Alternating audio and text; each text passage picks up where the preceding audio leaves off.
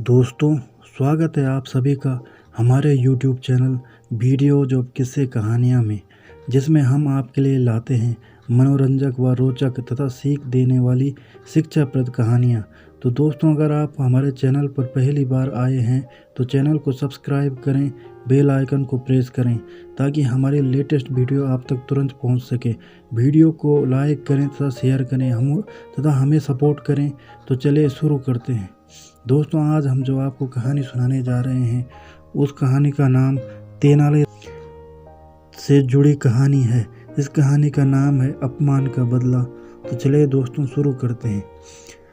तेनाली राम ने सुना था कि राजा कृष्णदेव राय बुद्धिमानों व गुणगानों का बड़ा आदर करते हैं।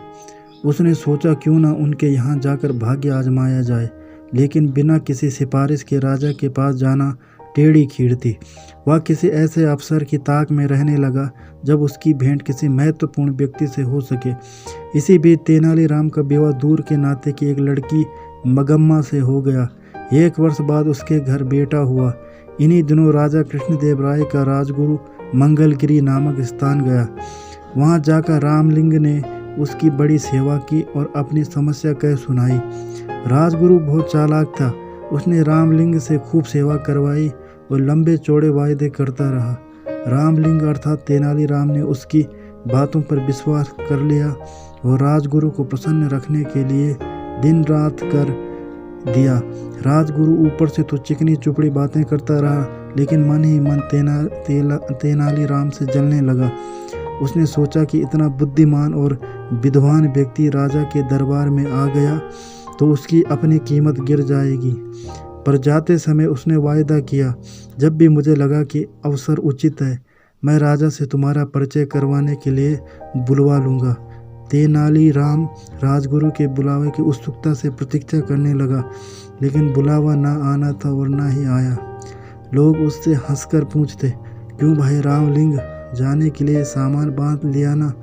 कोई कहता, मैंने सुना है कि तुम्हें विजयनगर जाने के लिए राजा ने विशेष दूत भेजा है। तेनालीराम उत्तर देता, समय आने पर सब कुछ होगा। लेकिन मन ही मन उसका विश्वास राजगुरु से उठ गया। तेनालीराम ने बहुत दिन तक इस आशा में प्रतीक्षा की, राजगुरु से विजयनगर बुलवा लेगा। अंत में निराश होकर उसने फैसला किया कि वह स्वयं ही विजयनगर जाएगा।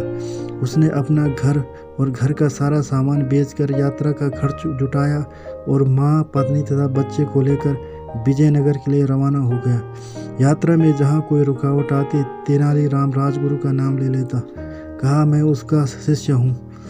उसने माँ से कहा, देखा, जहाँ राजगुरु का नाम लिया मुश्किल हल हो गई। व्यक्ति स्वयं चाहे जैसा भी हो, उसका नाम ऊंचा हो तो सारी बाधाएं अपने आप दूर होने लगती हैं। मुझे भी अपना नाम बदलना ही पड़ेगा। राजा कृष्णदेव राय के प्रति सम्मान जताने के लिए मुझे भी अपने नाम में उनके नाम का कृष्ण शब्द जोड़ लेना चाहिए। आज से मेरा नाम रामलिंग की जगह रामकृष्ण हुआ। बेटा, मेरे लिए तो दोनों नाम बराबर हैं। मैं तो अब भी तुझे राम पुकारती हूँ, आगे भी यही पुकारूंगा, माँ बोले। कोड़बीड़ नामक स्थान पर तेनालीराम की भेंट वहाँ के राज्य प्रमुख से हुई, जो विजयनगर के प्रधानमंत्री का संबंधी था। उसने बताया कि महाराज बहुत गुणवान, विद्वान और उदार हैं, लेकिन उन्हें कभी कभी जब क्रोध आता है तो देखते ही देखते सिर धड़ से अलग कर देते हैं। जब तक मनुष्य खतरा मोल ना ले वह सफल नहीं हो सकता। मैं अपना सिर बचा सकता हूँ। तेनालीराम के स्वर में आत्मविश्वास था। राज्य प्रमुख ने उसे यह भी बताया कि प्रधानमंत्री भी गुणी व्यक्ति का आदर करते हैं, पर ऐसे लोगों के लिए या उनके यहाँ स्थान नहीं है जो अपनी सहायता आप नहीं कर सकते। 4 महीने की लंबी यात्रा के बाद तेनालीराम अपने परिवार के साथ विजयनगर पहुंचा।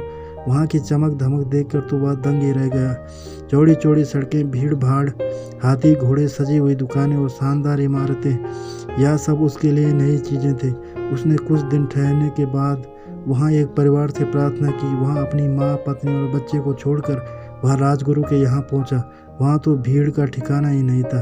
राजमहल के बड़े से बड़े कर्मचारी से लेकर रसोइया तक वहाँ जमा थे। नौकर चाकर भी कुछ कम न थे। तेनालीराम ने एक नौकर को संदेश देकर भेजा कि उसने कहो, तेनाली गांव से राम आया है। नौकर के वापस आकर कहा, राजगुरु ने कहा कि वह इस नाम के किसी व्यक्ति को नहीं जानते। तेनालीराम बहुत हैरान हुआ। वह नौकरों को पीछे हटाता हुआ सीधे राजगुरु के पास पहुंचा। राजगुरु, आपने मुझे पहचाना नहीं? मैं रामलिंग हूँ, जिसने मंगलगिरी में आपकी सेवा की थी। राजगुरु भला उसे कब पहचानना चाहता था। उसने नौकरों से चिल्लाकर कहा, मैं नहीं जानता वो या कौन आदमी है, इसे धक्के मारकर बाहर निकाल दो। नौकरों ने तेनालीराम को धक्के देकर बाहर निकाल दिया। चारों ओर खड़े लोग यह दृश्य देखकर ठाके लगा रहे थे। उसका कभी ऐसा अपमान नहीं हुआ था। उसने मन ही मन फैसला किया कि राजगुरु से वह अपने अपमान का बदला अवश्य लेगा, लेकिन इससे पहले राजा का दिल जीतना जरूरी था। दूसरे दिन वह राज दरबार में जा पहुंचा। उसने देखा वहाँ जोरों का वाद विवाद चल रहा है।